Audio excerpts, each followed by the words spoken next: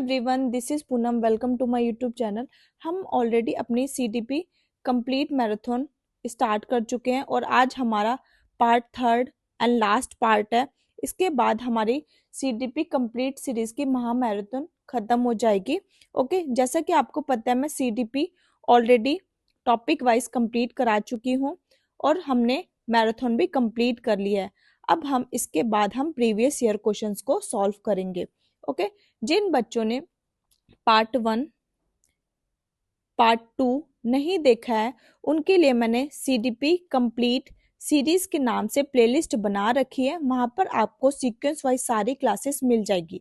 उसका लिंक मैं आपको डिस्क्रिप्शन बॉक्स और टेलीग्राम चैनल पे शेयर कर दूंगी। जिन भी बच्चों को सीडीपी के कंप्लीट नोट्स चाहिए तो आप मुझे टेलीग्राम चैनल @पूनम2917 पे मैसेज कर सकते हैं। तो वहाँ पे आपको सीडीपी के कंप्लीट नोट्स मिल जाएंगे और जो भी चार्जेस है वो आपको बता दिए जाएंगे।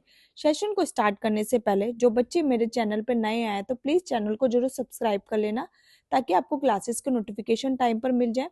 सेशन पसंद आता है सेशन को जरूर लाइक करें और अपने फ्रेंड्स के साथ जरूर शेयर करें। टेलीग्राम चैनल जरूर ज्वाइन कर लेना, पूनम शर्मा ऑफिशियल। वहीं पर ही मैं आपको क्लासेस के नोट्स प्रोवाइड कराती हूँ। ओके, आज का हम सेशन स्टार्ट करते हैं। आज का हमारा टॉपिक है असेसमेंट। असेसमेंट क्या होता है, ये हम क्यों करते हैं? असेसमेंट हम इसलिए करते हैं ताकि हमें बच्चों की प्रगति के बारे में जानकारी मिल सके कि बच्चे कितना प्रोग्रेस कर रहे हैं। असेसमेंट का उपयोग परिणामों, छात्रों ने क्या सीखा है, प्रक्रिया और किस तरीके से उन्होंने सीखा है और कार्यक्रम या पाठ्यक्रम के पहले और उसके बीच में या बाद में सीखने के प्रति उनके दृष्टिकोण को निर्धारित करने के लिए किया जाता है।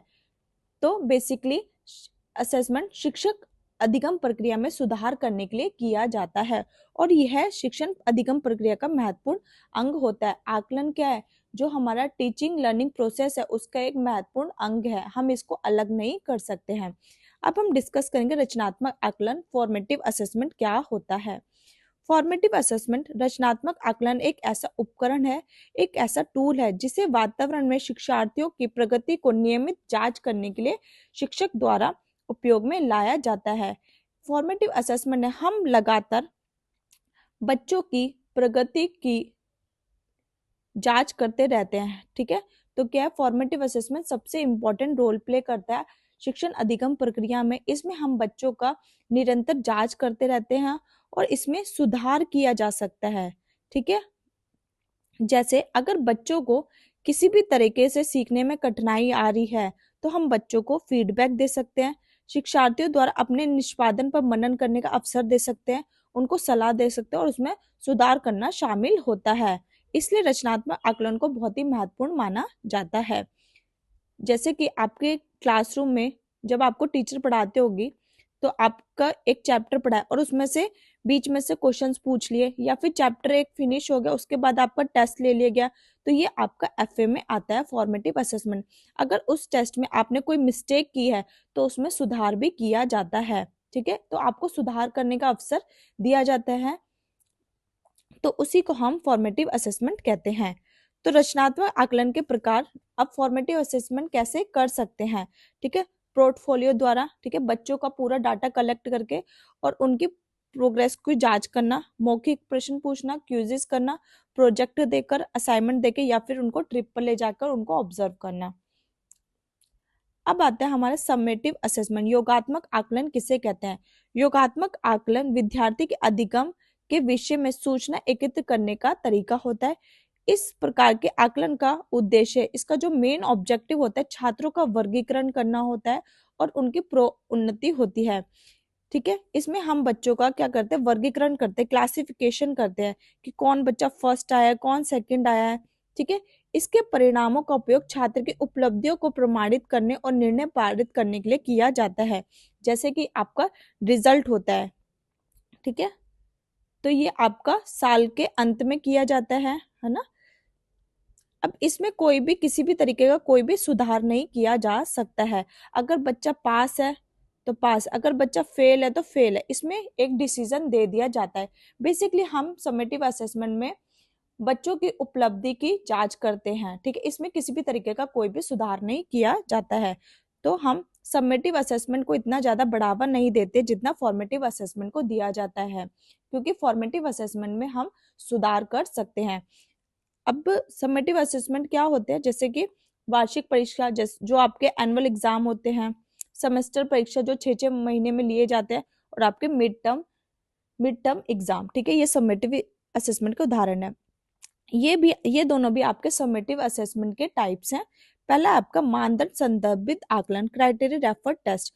मानदंड संदर्भित मूल्यांकन CRA पूर्व निर्दिष्ट गुणों या मानदंडों के एक सेट के आधार पर छात्रों के सीखने का मूल्यांकन और ग्रेडिंग करने की प्रक्रिया होती है। बेसिकली इसके अंदर हम एक सेट को निर्धारित कर देते हैं, ठीक है, एक फिक्स्ड क्राइटेरिया बना दिया कि अगर इतने परसेंट वाला बच्चा होगा वो पास होगा, और इससे कम वाला होगा तो वो फेल होगा। जैसे कि पहले आपके स्कूल में 33% से ज्यादा नंबर है या उतने नंबर है तो वो पास है, इससे कम है तो वो फेल होगा। तो एक क्राइटेरिया सेट कर देना, इसी को हम मानदंड संदर्भित आकलन कहते हैं।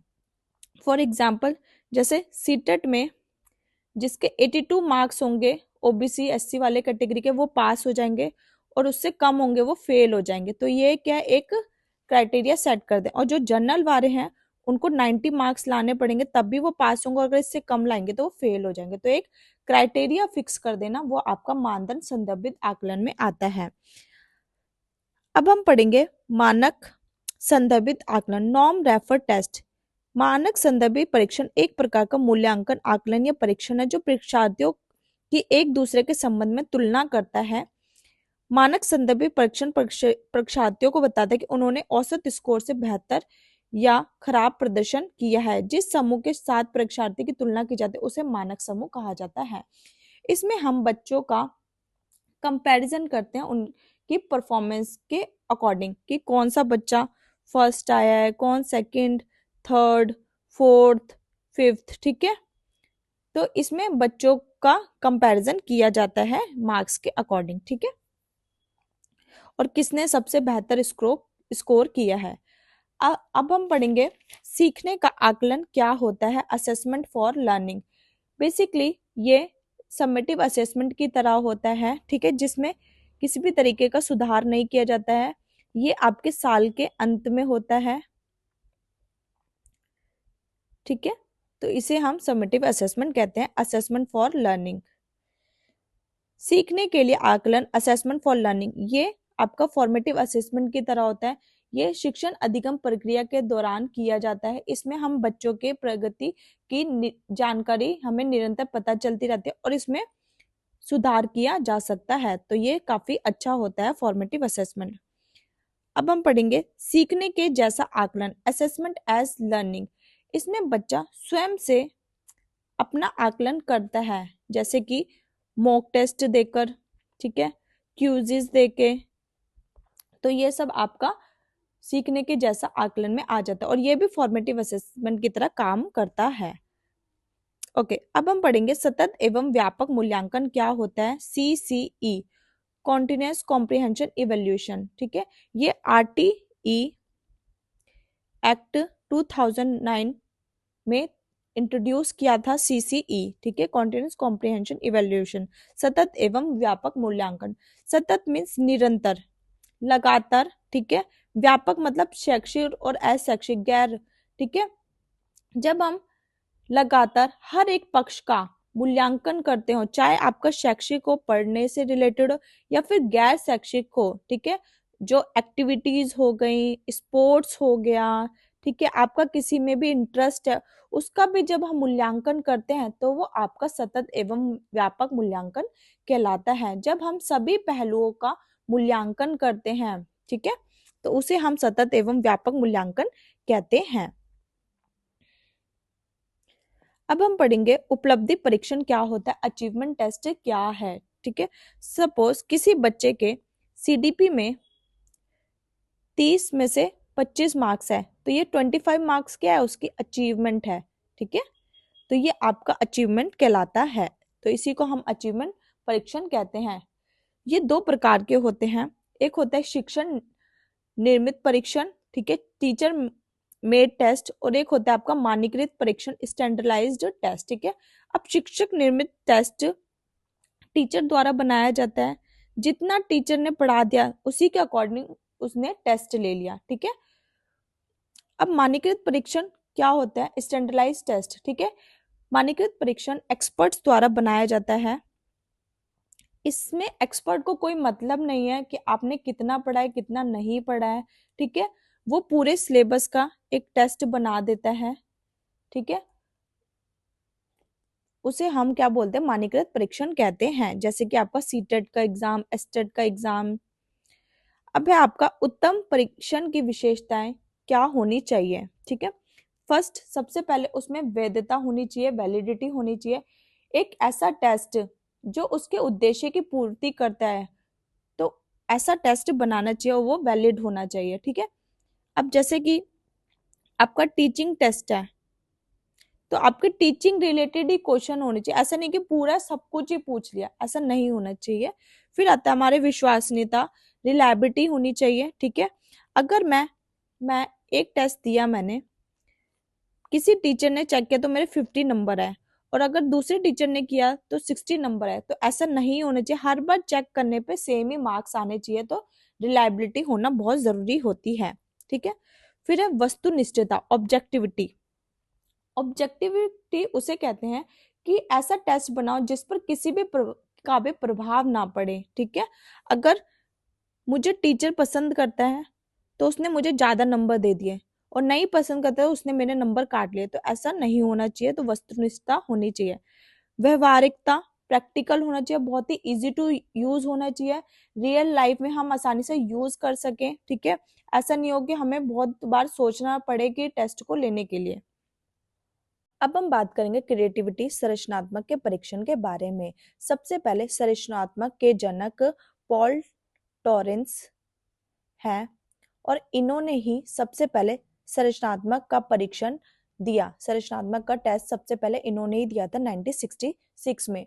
और भी आपके संरचनात्मक परीक्षण में आते हैं, जैसे कि बाकर मेहंदी, इन्होंने भी संरचनात्मक परीक्षण दिया था, जहां पर हम क्रिएटिविटी चेक करते हैं। इन्होंने वर्बल टेस्ट और नॉन वर्बल टेस्ट दिया था क्रिएटिविटी थिंकिंग का। एक और टेस्ट आता है आपका पासी टेस्ट ऑफ क्रिएटिविटी। यहाँ पे भी हम क्रिएटिविटी को चेक करते हैं, जो आपका बीके पासी द्वारा दिया गया था। फिर आपका आता है रिमोट एसोसिएशन परीक्षण मैंडिक, ठीक है, जो 1974 में दिया था। इससे भी हम क्रिएटिविटी चेक करते हैं। फिर आपका उत्पाद सुधार परीक्षण, ये आपका पॉल टॉरेंस द्वारा दिया गया था। इससे भी हम क्रिएटिविटी चेक करते हैं। फिर आपका चित्रपूर्ति परीक्षण, जो आपका इंटेलिजेंस में भी आता है और क्रिएटिविटी में भी आता है, तो इसको ध्यान रखिएगा। फिर है आपका टीन के डिब्बों का परीक्षण। फिर आपका the Minnesota test of creative intelligence, इससे भी हम इंटेलिजेंस को चेक करते हैं। अब संरचनात्मक के विकास के लिए हमें क्या क्या करना चाहिए, ठीक है। हम बच्चों को प्रॉब्लम सॉल्विंग करना सिखाएं और बच्चों को ब्रेन स्टॉर्मिंग कराएं, ठीक है। बच्चों को एक प्रॉब्लम दे और उनसे कहें कि उसके मल्टीपल आंसर्स को ढूंढिए, ठीक है। तो ये आपकी ब्रेन स्टॉर्मिंग कहलाती है, जो ऑसबर्न द्वारा दी गई थी। संरचनात्मक के जनक पॉल टॉरेंस ने संरचनात्मक के 4 तत्व बताए। धारा प्रवाह होनी चाहिए, फ्लोएंसी होनी चाहिए, लचीलापन होना चाहिए, फ्लेक्सिबिलिटी होनी चाहिए, मौलिकता होनी चाहिए, ओरिजिनलिटी होनी चाहिए, एकदम नया होना चाहिए, किसी की कॉपी नहीं होनी चाहिए, विस्तारण होना चाहिए, इलेबोरेशन होना चाहिए, उसको अच्छे से विस्तार किया जा सके। कॉफमैन ने संरचनात्मक के 4 चरण बताए। पहला है आयोजन, ऑर्गेनाइजेशन। सेकंड आपका उद्भवन, इंक्यूबेशन। थर्ड है आपका प्रकाशन, publication. And fourth and last है आपका वेरिफिकेशन, सत्यापन, उसको हम वेरीफाई कर सके। ओके, यहीं पर ही हमारा ये टॉपिक कंप्लीट होता है। असेसमेंट क्या होता है और क्रिएटिविटी क्या है, उसको हमने अच्छे से कंप्लीट कर लिया है। ओके, हमारा टॉपिक है पर्सनैलिटी, व्यक्तित्व क्या होता है। व्यक्तित्व हमारा फिजिकल अपीयरेंस, हमारा सोचने का तरीका, देखने का नजरिया, ये सभी गुण हमारे पर्सनैलिटी में आते हैं।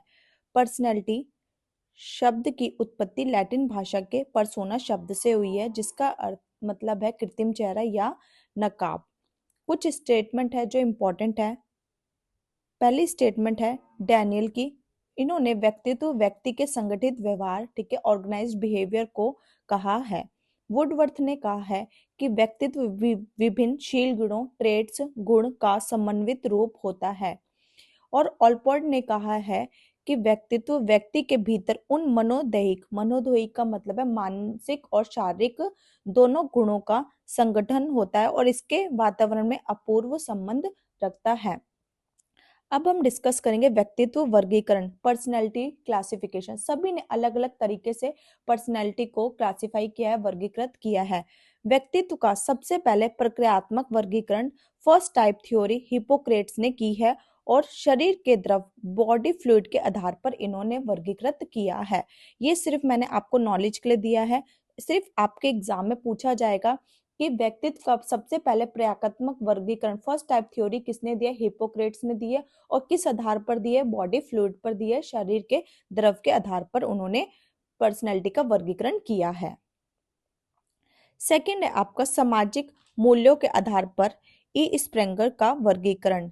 ठीक है, तो सामाजिक मूल्यों के आधार पर ई स्प्रेंगर ने वर्गीकरण किया है। ये मूल है आपके सामाजिक, धार्मिक, आर्थिक, राजनीतिक, सैद्धांतिक और कलात्मक, इसके आधार पर वर्गीकरण किया है ई स्प्रेंगर के द्वारा। अब शरीर रचना पर वर्गीकरण, क्लासिफिकेशन ऑन बॉडी कंपोजिशन। ठीक है, इस पर दो लोगों ने वर्गीकरण किया है, एक है आपके क्रैशमेयर मर और दूसरे आपके शेल्डन। ठीक है, तो क्रैशमर जर्मन के मनोवैज्ञानिक थे, इन्होंने 4 चीजों के आधार पर वर्गीकरण किया है। पहला है दुर्बल काय, एस्थेनिक जो दुर्बल कमजोर व्यक्ति होते हैं। सेकंड है आपका पुष्टकाय, एथलेटिक्स जो सक्रिय होते हैं, ठीक है, साहसी होते हैं। फिर थर्ड है आपका गोलकाय जो विनोदप्रिय कोमल होते हैं। फोर्थ है आपका विमूर्ति बेमेल अंगों वाला। शेल्डन ने 3 प्रकार से वर्गीकरण किया है।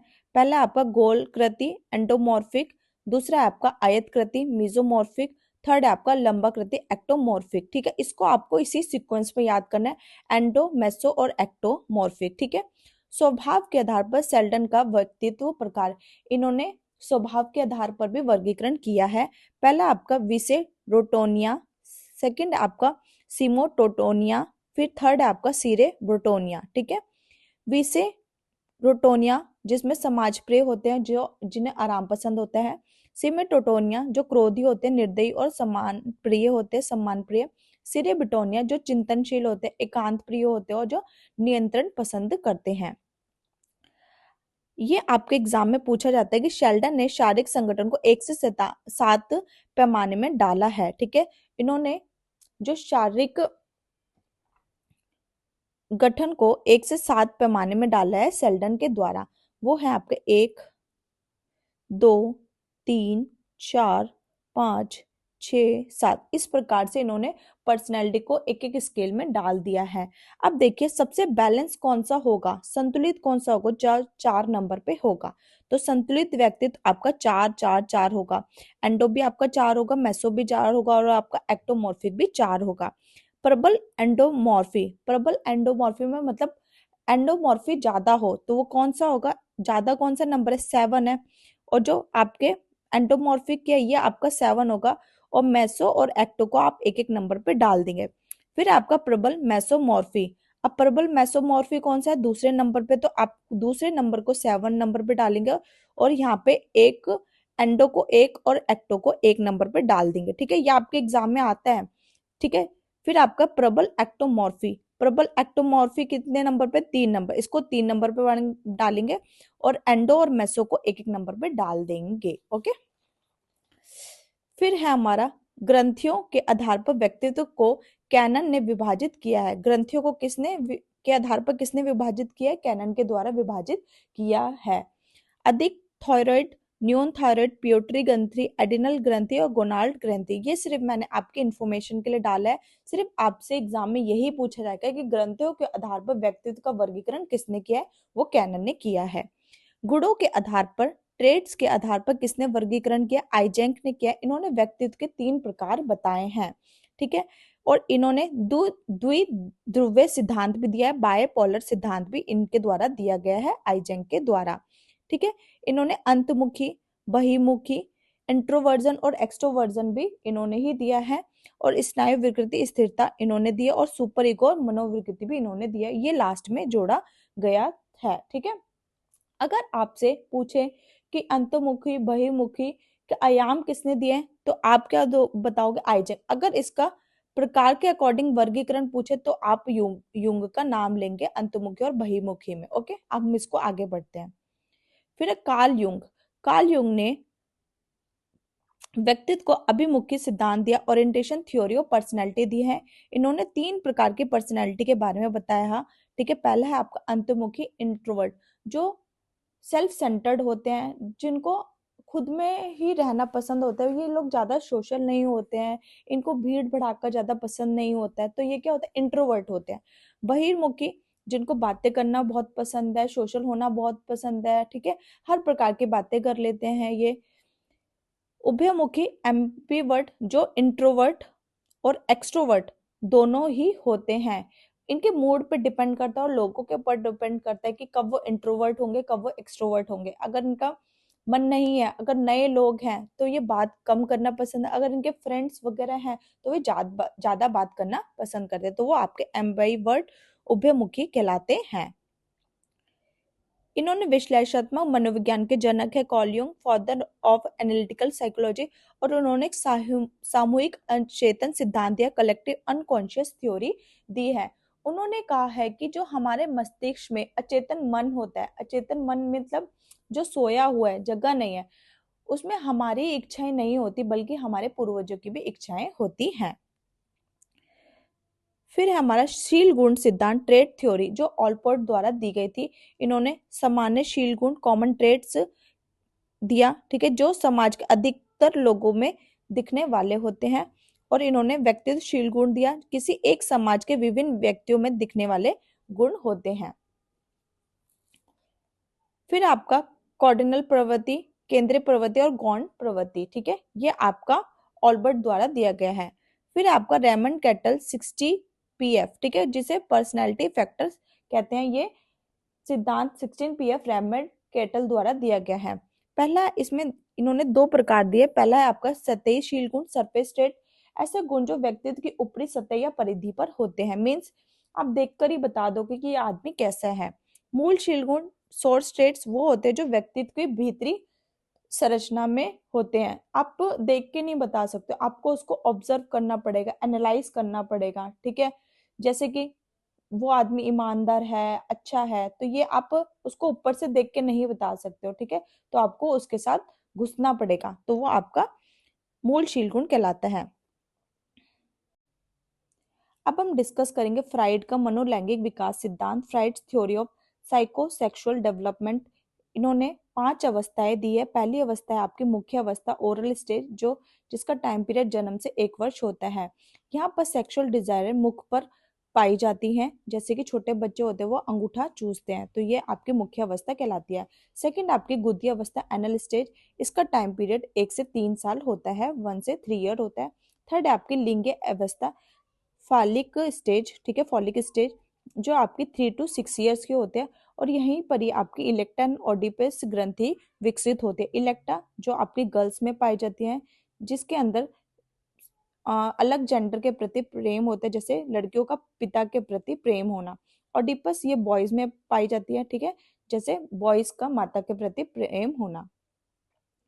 फिर आपकी फोर्थ सुप्तावस्था, लेटेंसी, जिसका टाइम पीरियड 6 से 12 साल होता है। यहाँ पर काम वासना सोई होती है, और यहीं पर ही आपके सेम सेक्स ग्रुप बनते हैं, लड़के लड़के के दोस्त होंगे और लड़कियां लड़की की दोस्त होगी, ठीक है।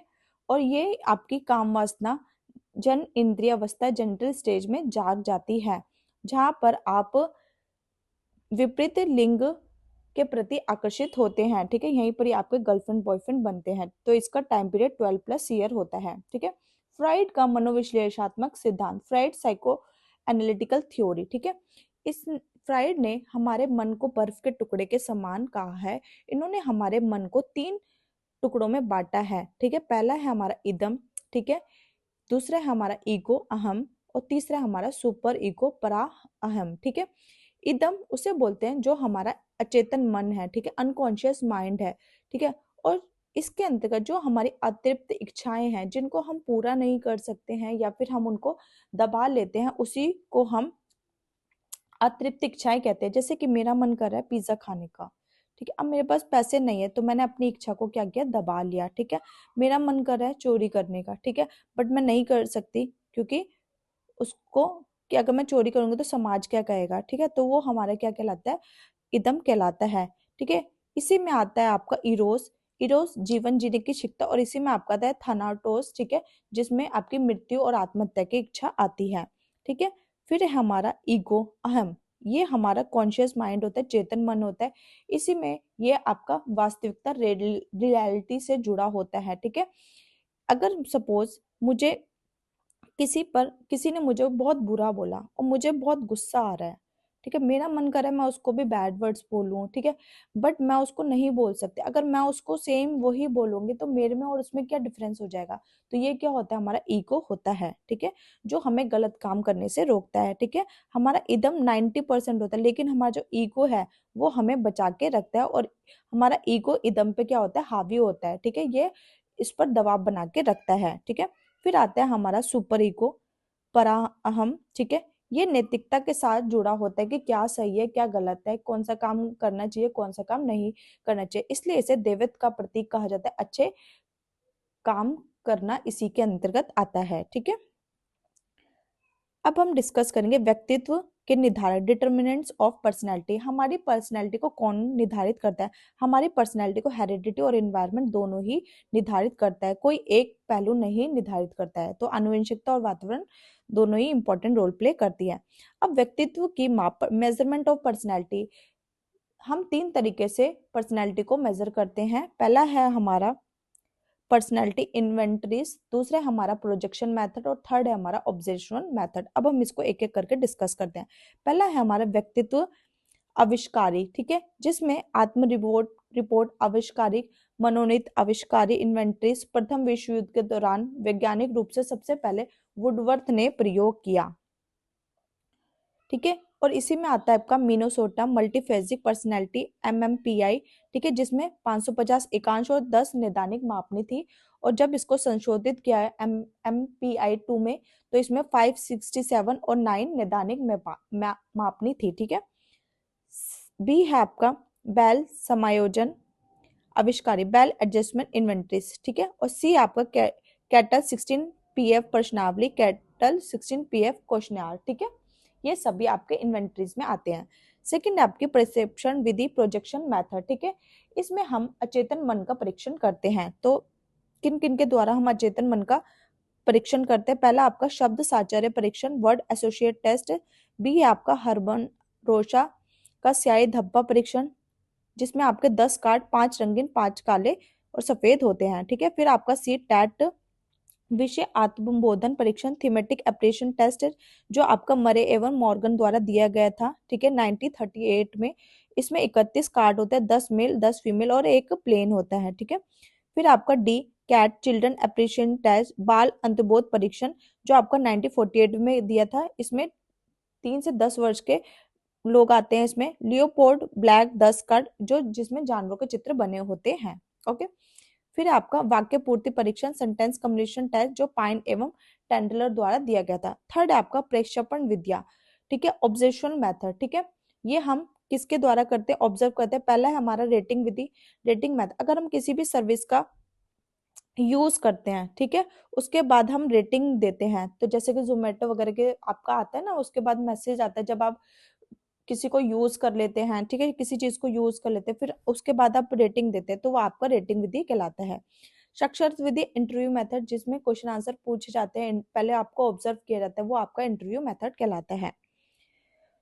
फिर है अल्फ्रेड एडलर ने कहा है कि जब कोई बारंबार अपनी कमजोरी से निकलने में असफल होता है, यह साधारणतः अधीनता या अपकर्ष का ज्यादा बल देने लगता है।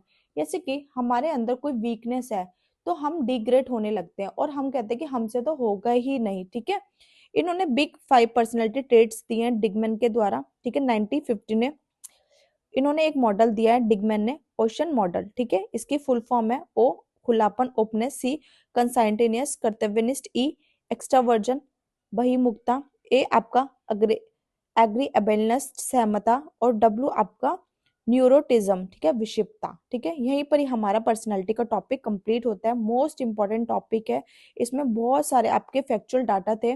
ठीक है, जिनको आपको याद करना पड़ेगा।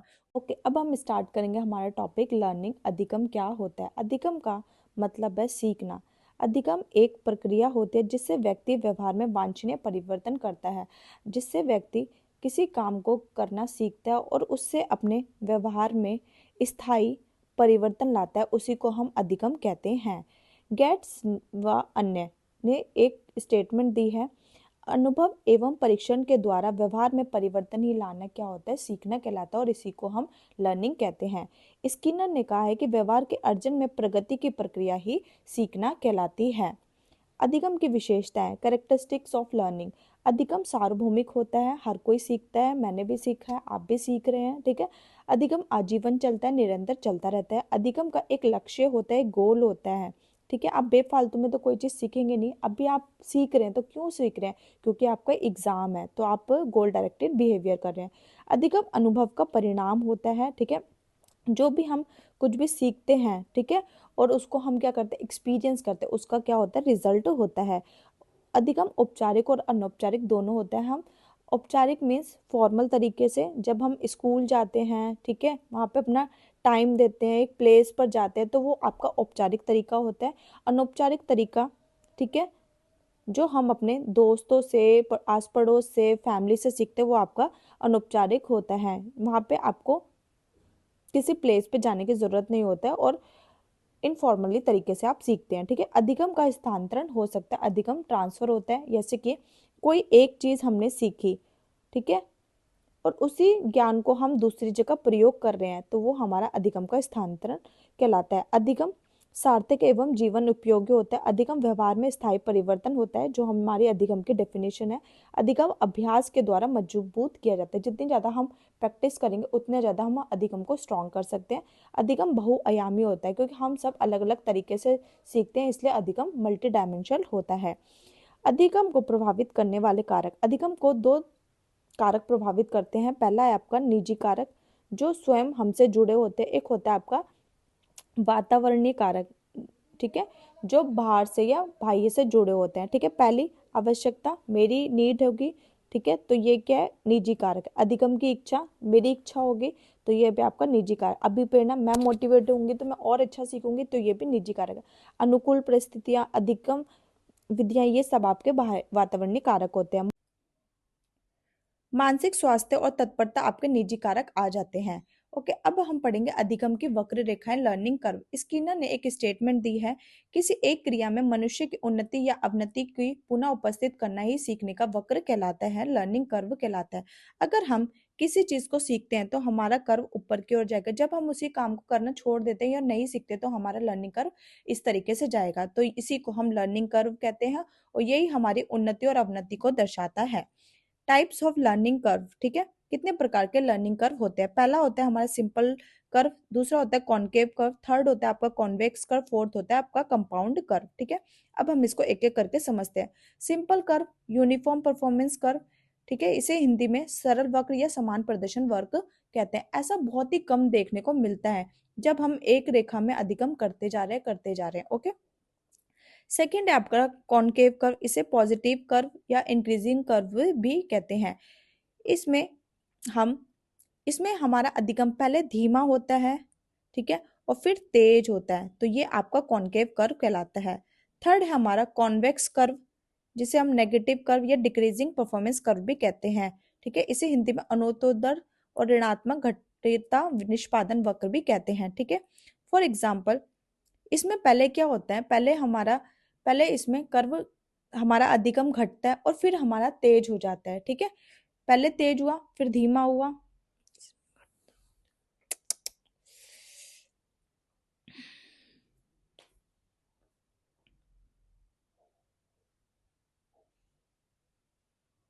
मानसिक स्वास्थ्य और तत्परता आपके निजी कारक में आ जाते हैं, ओके। अब हम डिस्कस करेंगे अधिगम की वक्र रेखा, लर्निंग कर्व क्या होता है। स्किनर ने एक स्टेटमेंट दी है, किसी एक क्रिया में मनुष्य की उन्नति या अवनति को पुनः उपस्थित करना ही सीखने का वक्र कहलाता है। उसी को हम लर्निंग कर्व कहते हैं। जब हम किसी कार्य को सीखते हैं तो हमारा कर्व ऊपर की ओर जाएगा, उन्नति की ओर जाएगा। जब हम उस काम को करना छोड़ देंगे या नहीं सीखें तो हमारा नीचे की ओर जाएगा। तो यही हमारा उन्नति और अवनति को दर्शाता है, इसी को लर्निंग कर्व कहते हैं। टाइप्स ऑफ लर्निंग कर्व, 4 प्रकार के लर्निंग कर्व होते हैं। पहला होता है सिंपल, दूसरा होता है कॉनकेव, थर्ड होता है कॉन्वेक्स, फोर्थ होता है आपका कंपाउंड। ठीक है, सिंपल कर्व को यूनिफॉर्म परफॉर्मेंस कर्व भी कहते हैं। इसको हिंदी में सरल और समान प्रदर्शन वक्र कहा जाता है। ये ऐसा कर्व बहुत कम देखने को मिलता है जब हम अधिगम करते जा रहे ओके। सेकंड है हमारा कॉनकेव कर्व, ठीक है, जिसे पॉजिटिव और इंक्रीजिंग परफॉर्मेंस कर्व भी कहते हैं। इसे हिंदी में अवतल, सकारात्मक या बढ़ता हुआ प्रदर्शन कहते हैं। इसमें पहले हमारा अधिगम धीमा होता है और फिर तेज हो जाता है, तो इस तरीके का आपका कर्व बनता है। थर्ड है आपका कॉन्वेक्स कर्व, जिसे नेगेटिव डिक्रीजिंग कर्व भी कहते हैं। उन्नतोदर वक्र या ऋणात्मक या घटता निष्पादन वक्र कहते हैं। इसमें पहले तेज होगा और फिर धीमा हो जाएगा। जैसे कि आपके एग्जाम चल रहे हैं तो अभी आपका अधिगम क्या है, तेज है ना। और जब जैसे एग्जाम खत्म हो जाएंगे वैसे ही आपका अधिगम धीमा हो जाएगा, कम हो जाएगा। ठीक है, तो इस तरीके से आपका कॉन्वेक्स कर्व बनता है। फोर्थ है आपका कंपाउंड कर्व, कभी तेज कभी धीमा। ठीक है, इसे एस टाइप कर्व के नाम से भी जानते हैं। ठीक है, इसमें क्या होता है, इसमें अधिगम कभी तेज कभी धीमा, कभी तेज कभी धीमा, कभी तेज कभी धीमा, इस तरीके का आपका इसमें कर्व बनता है। अधिगम पठार की विशेषता है लर्निंग प्लेट्यू फीचर। अधिगम का पठार हमेशा के लिए नहीं होता है। पठार स्थिरता को दर्शाता है, समाप्ति को नहीं। ठीक है, अभी आप पढ़ाई कर रहे हैं, ठीक है, ठीक है, अभी आप पढ़ाई कर रहे हैं, एग्जाम की तैयारी कर रहे हैं, ठीक है, किसी वजह से आपकी तबीयत खराब हो और आपने अधिगम को छोड़ दिया, ठीक है, अधिगम बंद कर दिया, लेकिन जब आप ठीक हुए फिर से आप पढ़ना शुरू कर दिए, तो अधिगम का जो पठार है वो स्थिरता को दर्शाता है, समाप्ति को नहीं। पठार अलग से नहीं बनता बल्कि अधिगम के वक्र पर ही अधिगम का पठार बनता है। अब हम पढ़ेंगे अधिगम शिक्षण का स्थानांतरण, ट्रांसफर ऑफ लर्निंग। ठीक है, ट्रांसफर ऑफ लर्निंग दो तरीके से होती है। ठीक है, धनात्मक स्थानांतरण और नकारात्मक स्थानांतरण। ठीक है, अधिगम शिक्षण का स्थानांतरण होता क्या है, जब एक ऐसी स्थिति जब सीखा हुआ ज्ञान नए ज्ञान को प्रभावित करता है, वो आपका ट्रांसफर ऑफ लर्निंग कहलाता है। तो पॉजिटिव ट्रांसफर क्या होता है, पॉजिटिव ट्रांसफर ऑफ लर्निंग जब पूर्व ज्ञान नए ज्ञान में मदद करता है, हेल्प करता है, तो उसे हम धनात्मक स्थानांतरण कहते हैं। ठीक है, नकारात्मक स्थानांतरण उसे बोलते हैं जब कोई भी हेल्प नहीं करता, पूर्व ज्ञान नए ज्ञान में कोई भी हेल्प नहीं करता, ठीक है, उसे हम नकारात्मक स्थानांतरण कहते हैं। ठीक है, फिर इसके दो प्रकार होते हैं, एक होता है आपका पूर्वलक्षी नकारात्मक स्थानांतरण, एक होता है आपका अग्रलक्षी नकारात्मक स्थानांतरण। ठीक है, पूर्वलक्षी जब आपका नया अधिगम पुराने अधिगम में बाधा उत्पन्न करे। ठीक है, जब आप नया कॉन्सेप्ट सीख रहे हैं लेकिन आप पुराना भूल गए, ठीक है, तो वो आपका पूर्व लक्षण नकारात्मक स्थानांतरण में आ जाएगा। ठीक है, अग्र लक्षण नकारात्मक स्थानांतरण जब पुराना अधिगम नए अधिगम में बाधा उत्पन्न करे, ठीक है, तो वो आपका अग्र लक्षण नकारात्मक स्थानांतरण कहलाएगा। जैसे कि आपको पहले से गाड़ी चलाना आता है, लेकिन जब आप यूएस में गाड़ी चलाना सीख रहे हैं तो आपका ये वाला पुराना ज्ञान आपको बाधा उत्पन्न करेगा। ठीक है, फिर है आपका शून्य स्थानांतरण, जीरो ट्रांसफर। ठीक है, जब ना तो हेल्प करे ना ही बाधा उत्पन्न करे, तो इसे हम शून्य स्थानांतरण कहते हैं। जैसे रोटी बनाना और सब्जी बनाना दोनों ही अलग अलग होते हैं। अधिगम हस्तांतरण के सिद्धांत, प्रिंसिपल ऑफ लर्निंग ट्रांसफर। ठीक है, पहला है आपका मानसिक अनुशासन या औपचारिक अनुशासन सिद्धांत, मेंटल डिसिप्लिन। इसी में आपके आते हैं समरूप तत्वों का सिद्धांत, जिसमें सेम एलिमेंट्स होते हैं। फिर आपका समानीकरण का सिद्धांत, जनरलाइजेशन। थर्ड है आपका पक्षांतर सिद्धांत, ट्रांसपोजिशन। ठीक है, इसी में आपका आता है सामान्य से विशिष्ट तत्वों का सिद्धांत। अब हम बात करते हैं अधिगम के नियम, लॉ ऑफ लर्निंग, जो थॉर्नडाइक द्वारा दिए गए हैं।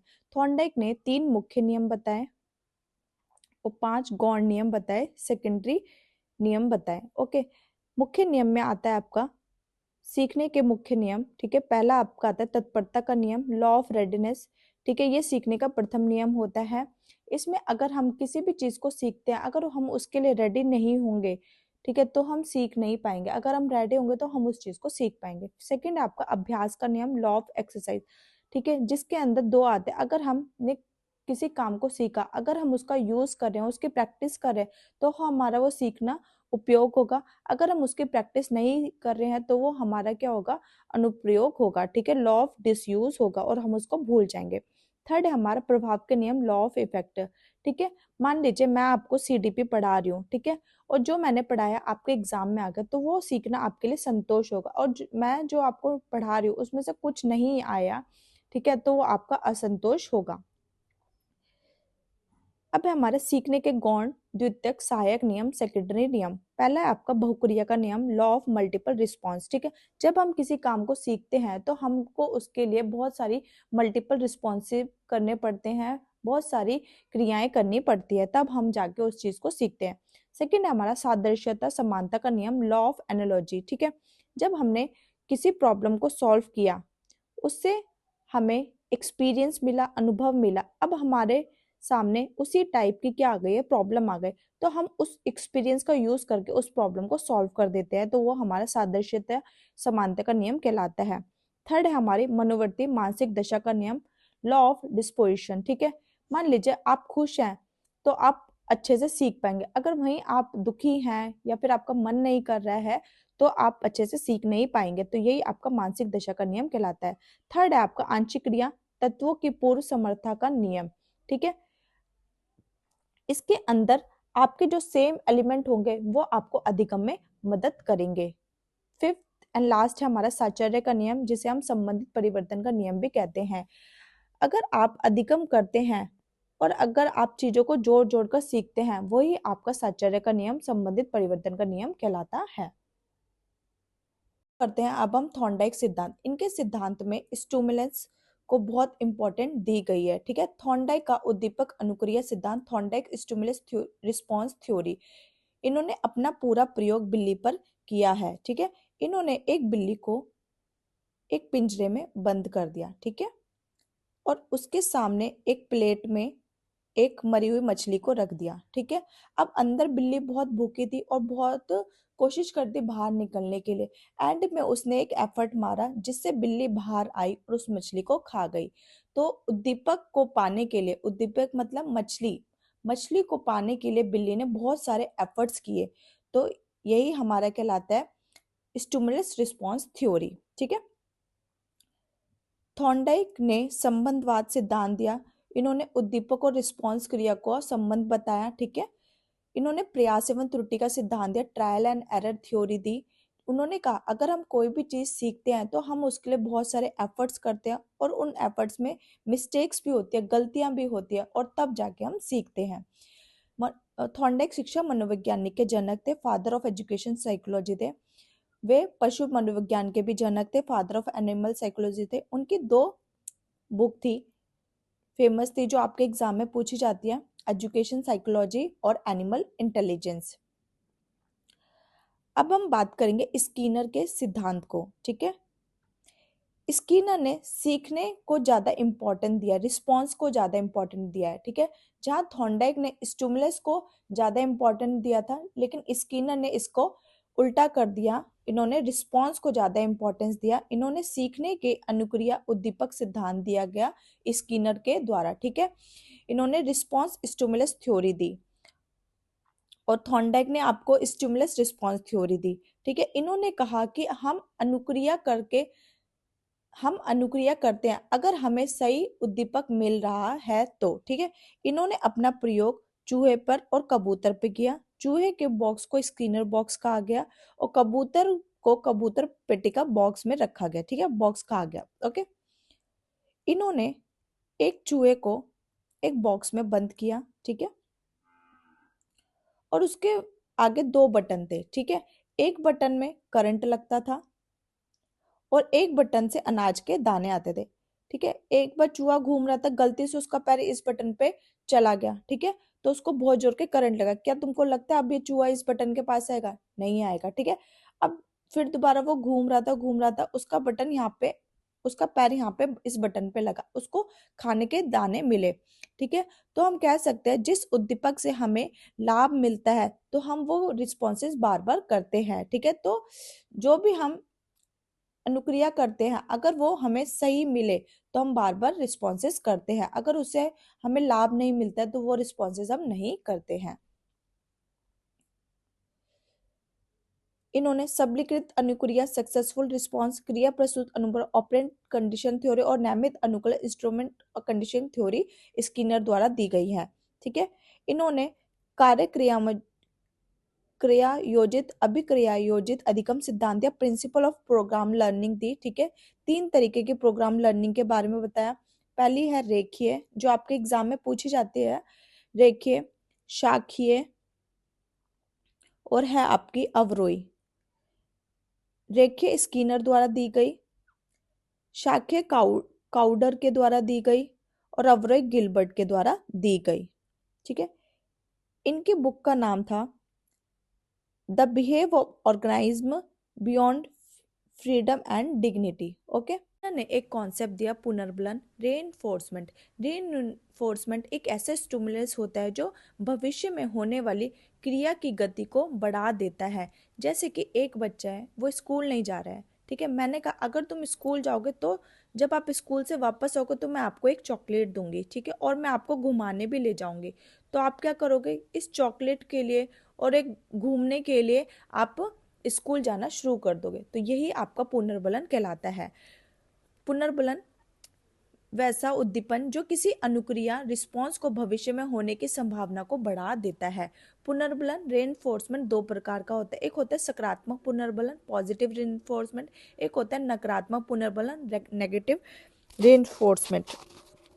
ओके, सकारात्मक पुनर्बलन वह पुनर्बलन होता है जो सुखद अनुभव कराता है। ठीक है, जैसे कि आपको चॉकलेट मिल रही है, पुरस्कार मिल रहे हैं, ठीक है, अच्छे नंबर मिल रहे हैं, ठीक है, आपको प्रशंसा हो रही है, तो ये आपका सकारात्मक पुनर्बलन कहलाता है। नकारात्मक पुनर्बलन जिससे आपको दुखद अनुभव होता है, जैसे आपकी डांट पड़ रही है, आपकी पिटाई पड़ रही है, ठीक है, आपकी कुटाई कर दी, तो वो क्या है, आपका नकारात्मक पुनर्बलन होता है।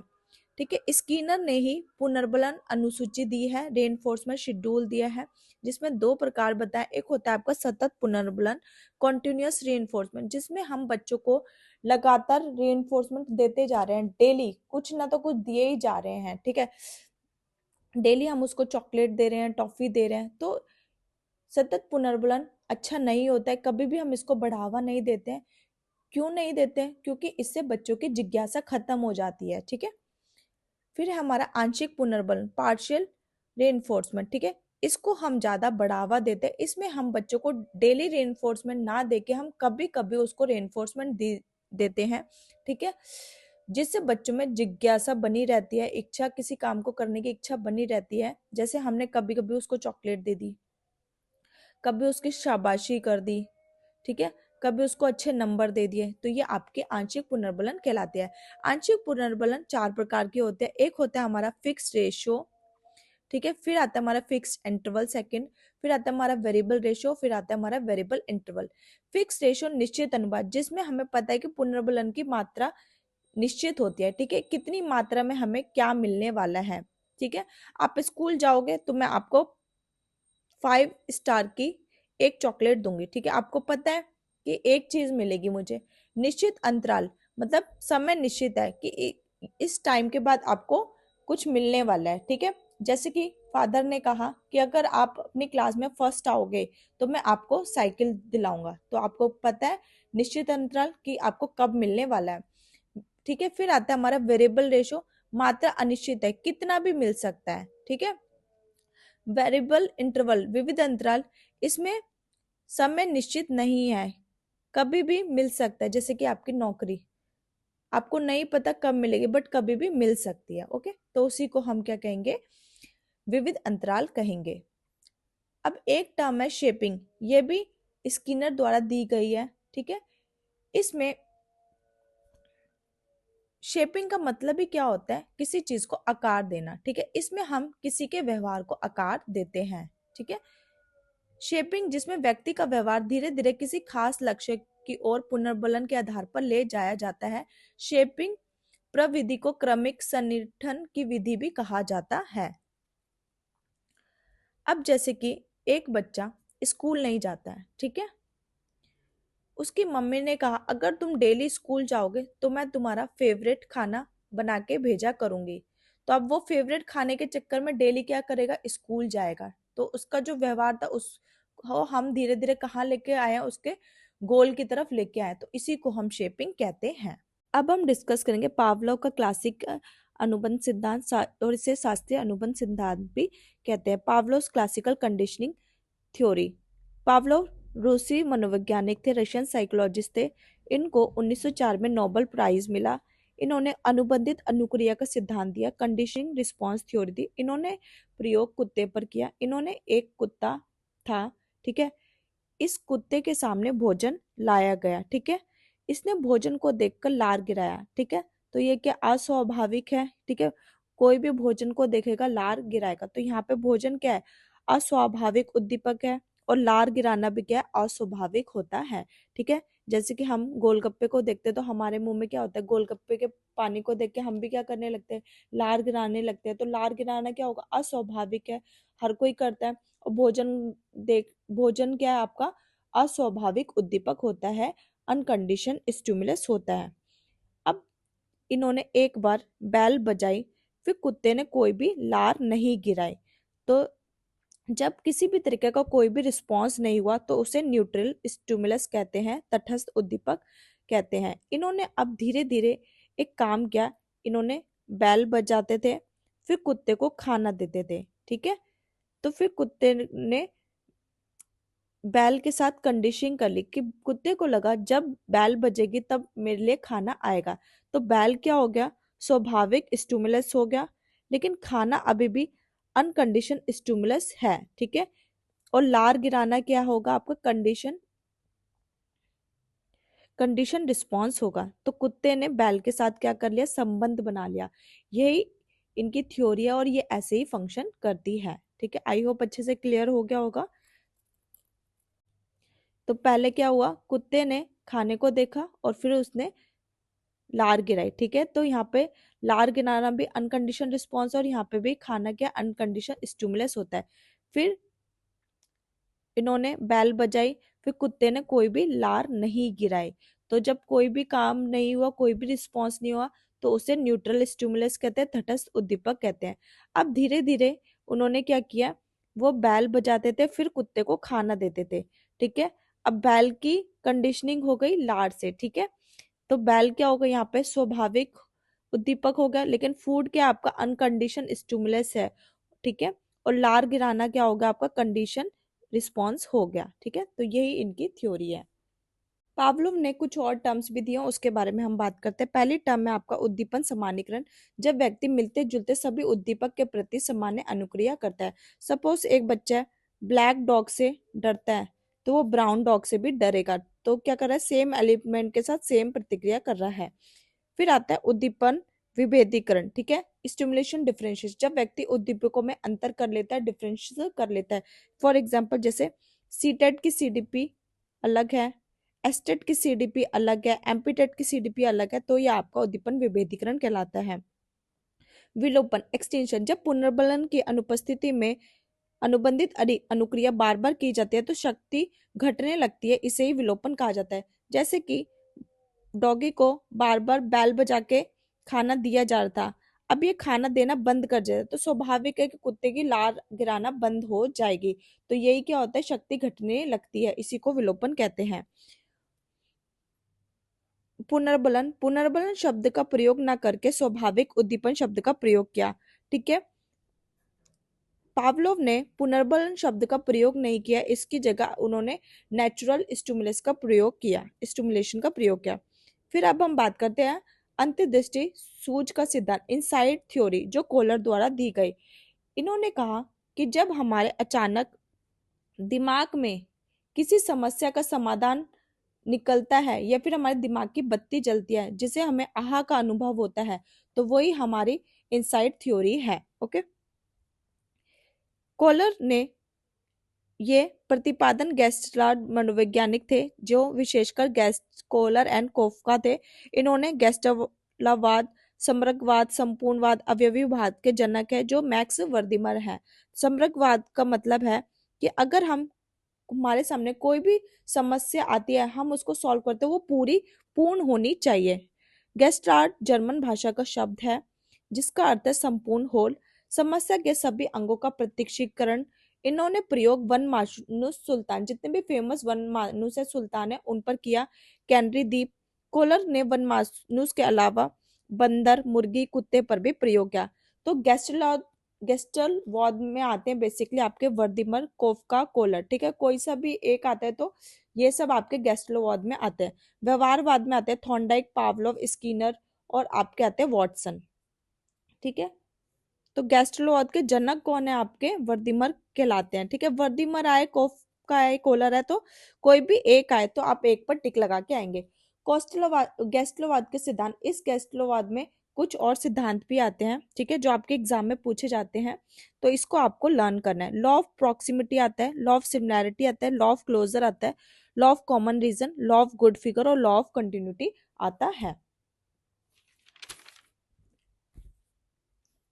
ओके, अब हम बात करेंगे कुर्ट लेविन, ठीक है। इसमें सिर्फ आपको कुर्ट लेविन ने कौन सा सिद्धांत दिया है उसको याद करना है और कुछ नहीं आता है इससे, ठीक है। कुर्ट लेविन ने क्षेत्र सिद्धांत, फील्ड थ्योरी दी है, या इसे तलरूप सिद्धांत, टोपोलॉजी दी है, ठीक है। तो कुर्ट लेविन ने क्या दिया? फील्ड थ्योरी दी है, क्षेत्र सिद्धांत, और इसे तलरूप सिद्धांत भी कहते हैं, ठीक है। ये गैस्ट्रोलोवाद से प्रभावित है, इन्फ्लुएंस थे, ठीक है। इनका सिद्धांत गति मनोविज्ञान पर आधारित था, theory based on motion psychology, और इन्होंने लाइव स्पेस के बारे में बात की थी, जीवन सीमा के बारे में, ठीक है। अब हम बात करेंगे रॉबर्ट गिने के बारे में।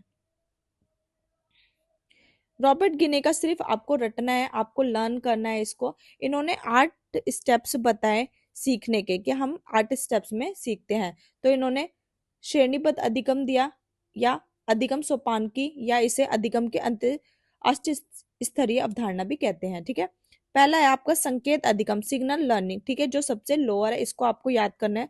सेकंड आपके उद्दीपक उद्दीपक अनुक्रिया, स्टिमुलस रिस्पॉन्स लर्निंग। थर्ड है आपकी श्रृंखला श्रृंखला अधिगम, ये चेन लर्निंग, ये स्किनर द्वारा दी गई है, जो क्रिया प्रस्तुत अधिगम है, यह आपके एग्जाम में लास्ट टाइम पूछा गया था। फिर है आपका शब्द साचार्य अधिगम, वर्बल एसोसिएशन लर्निंग। फिफ्थ है आपका विभेदन, अंदर करना, लर्निंग डिस्क्रिमिनेशन। फिर है आपका संप्रदाय निर्माण, कॉन्सेप्ट लर्निंग। सेवंथ है आपका सिद्धांत अधिगम, रूल लर्निंग। एंड एट्थ आपका लास्ट है अपर समस्या समाधान, प्रॉब्लम सॉल्विंग, ठीक है, ये आपकी अपर लर्निंग है, ठीक है। इनकी बुक का नाम है द कंडीशनिंग ऑफ लर्निंग, ठीक है। सिर्फ आपको रॉबर्ट गिने में याद करने की कौन सी उनकी लोअर है, ठीक है, और कौन सा अपर है। फर्स्ट आपका लोअर है संकेत अधिगम, और आपका अपर है समस्या समाधान, और श्रृंखला अधिगम चेन लर्निंग किसने दी है? स्किनर द्वारा दी गई है, ठीक है। तो आपको ये इस सीक्वेंस को लर्न करना है। फिर हम बात करेंगे अल्बर्ट बंडूरा ने सामाजिक अधिगम सिद्धांत या सोशल लर्निंग थ्योरी दी है। इसे हम अवलोकनात्मक या प्रेक्षात्मक निरीक्षात्मक कहते हैं, ठीक है। इन्होंने बेबो डॉल एक्सपेरिमेंट किया, इन्होंने छोटे बच्चों को लिया और उनके हाथ में हथौड़ा पकड़ा और उन्होंने एक उसको कमरे में बंद कर दिया, और इन्होंने बच्चों को एक हिंसात्मक मूवी दिखाई, ठीक है। फिर उस मूवी को में जो जो देखा उन्होंने बच्चों ने डॉल के साथ भी वैसा किया, ओके। तो उन्होंने कहा कि जैसा बच्चे देखते हैं वैसी वो नकल करके सीखते हैं, तो इन्होंने अनुकरणात्मक अधिगम दिया। फिर learning by observation involves a sequence of 4 step, ठीक है। जो भी हम लर्निंग करते हैं ऑब्जर्वेशन के थ्रू, ठीक है, तो उसके क्या है 4 स्टेप्स होते हैं। पहला है आपका अटेंशन, सबसे पहले व्यवहार पर ध्यान देंगे, ठीक है, वो क्या बोल रहा है, ठीक है। अगर वो झूठ बोल रहा है तो उसको हम क्या करेंगे, अवधारणा कॉन्सेप्ट बना लेंगे, ठीक है। फिर हम उसको क्या करेंगे, रिप्रोडक्शन पुनरुत्पादन करेंगे, मतलब उसने झूठ बोला तो हम भी झूठ बोलेंगे, मोटिवेशन प्रेरणा, और झूठ बोला है तो आपकी वो क्या बन जाएगी, आदत बन जाएगी। अब हम बात करते हैं कॉल रोजर का अनुभवजन्य सिद्धांत, ठीक है। कॉल रोजर ने अनुभवजन्य अधिगम का सिद्धांत है। इन्होंने कहा कि जो भी हम सीखते हैं वो अपने अनुभव से सीखते हैं, तो इसलिए इन्होंने अनुभवजन्य अधिगम का सिद्धांत दिया, ठीक है। अब हम बात करेंगे गुथरी का प्रयोग, इन्होंने बिल्ली एवं खरगोश पे दिए, ठीक है, और इन्होंने समीपता का नियम दिया, प्रतिस्थापन सिद्धांत दिया, लॉ ऑफ प्रॉक्सिमिटी दी। इनका कहना था कि बेसिकली जब हम अधिगम करते हैं तो मौका उसे देते हैं जो हमारे पास है, इसलिए इसके इनके नियम को समीपता का नियम, लॉ ऑफ प्रॉक्सिमिटी कहा गया। अब हम बात करेंगे चिन्ह अधिगम जो टॉलमैन द्वारा दिया गया। उनका कहना था कि हम बजाय शब्दों के चिन्हों से ज़्यादा अच्छे से समझते हैं। ठीक है, अगर मैं त्रिभुज लिख दूं हो सकता है कि बच्चों को ना समझ आए। ठीक है, अगर मैं त्रिभुज का चित्र बना दूं तो बच्चों को ज़्यादा अच्छे से समझ आ जाएगा। इनके और भी सिद्धांत थे जो इन्होंने दिए थे। पहला इनका गुप्त अधिगम और है स्थान अधिगम। अब हम बात करेंगे एबिंगहॉस। एबिंगहॉस ने अधिगम मनोविज्ञान दिया। इन्होंने शिक्षण अधिगम सामग्री मतलब टीएलएम को निरर्थक सामग्री कहा है। ठीक है, यही हमारा अधिगम का टॉपिक खत्म होता है। अधिगम बहुत ही बड़ा टॉपिक था। अब हम एक बार इसको रिकैप कर लेते हैं। अधिगम के नियम थॉर्नडाइक ने दिए थे, जहां पर इन्होंने 3 मुख्य और 5 गौण नियम बताए थे। उद्दीपक अनुक्रिया सिद्धांत स्टिमुलस रिस्पॉन्स थ्योरी थॉर्नडाइक द्वारा दी गई थी, और रिस्पॉन्स स्टिमुलस थ्योरी स्किनर द्वारा दिया गया। क्रिया प्रस्तुत अधिगम स्किनर द्वारा दिया गया। त्रुटि एवं प्रयास का सिद्धांत थॉर्नडाइक द्वारा दिया गया। शास्त्रीय अनुबंध क्लासिकल कंडीशनिंग थ्योरी पावलोव द्वारा दी गई। अनुकरण प्रेक्षण सामाजिक अधिगम, ठीक है, ये आपका बंडूरा द्वारा दिया गया। अधिगम के अष्ट स्तरीय अवधारणा गीने द्वारा दिया गया। सूझ का सिद्धांत कोलर द्वारा दिया गया। तलरूप क्षेत्र का सिद्धांत कर्तलेविन द्वारा दिया गया। ठीक है, तो ये आपको लर्न कर लेना है। ठीक है।